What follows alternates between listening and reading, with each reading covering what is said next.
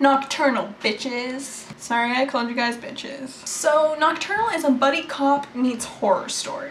Our main character, Brian Clouser, and his partner, Pookie Chang, are police officers in San Francisco. And Brian starts having these crazy dreams that sort of match up with the crime scenes they find.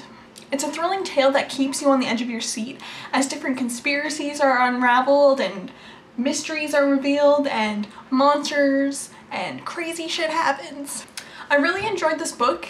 It was really entertaining. Not only was it action-packed, it was hilarious. Scott Sigler has a really great sense of humor. Pookie had some really great one-liners, and pretty much everything that came out of his mouth was just hilarious. And even when he's on trial, facing a gruesome death, he's just calling out Rex on his shit and just making a huge scene. My favorite character in the book has to be Mr. Biznat. You know, your friendly neighborhood Tourette syndrome afflicted, throat cancer survivor fortune teller who speaks through a voice box. No explanation needed. This character also wins the award for worst poker face of all time. I love how when Brian and Pookie are questioning him and he just flips out at the mention of, I think it was Marie's children, I don't really remember, and then he sort of composes himself and he's just like, I have no idea what you're talking about.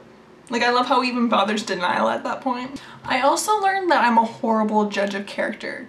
I mean, I kind of liked Rex at the start. You know, until he became batshit insane and started murdering people and getting off from it. I was a little surprised when people started dying off left and right, though I really shouldn't have been because, you know, it's a horror novel, but Scott Sigler certainly did not pull any punches. It wasn't even just that characters died, it was the way they died. It was often just so horrible and sudden and violent. Especially after chapters of reading about these characters, you really sort of built up a rapport with them and you really wanted to see them succeed, and then they got killed. I was really happy though he didn't kill off Pookie. I mean, after Rachel's death, if he took Pookie too, I was just gonna flip my shit. I also really like how Sigler integrated science into the book.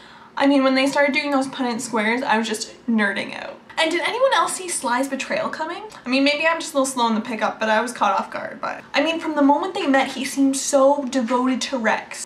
But when he put that knife in, I couldn't help but feel respect. I mean, and shock, but there was some respect there, especially since I didn't like Rex at that point. I mean, the way he played on Rex's situation and how he was always friendless and alone, and he was sort of like played the BFF part and then was like, sucka! It was so clever and sly. As I mentioned before, this book is action-packed, and Sigler did an excellent job at writing these scenes.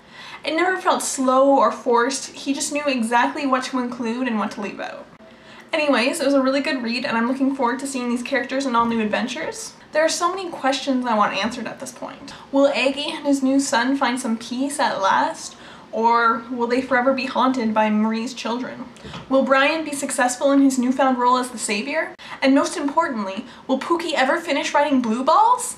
Let me know what you guys thought. Like the proverbial Wumpus, I will be eagerly awaiting your responses. And though I don't particularly expect a response from either Andy or Catherine, I think Catherine should have to do it because I did give her a lot of time. Just because you're on vacation doesn't mean you can't read.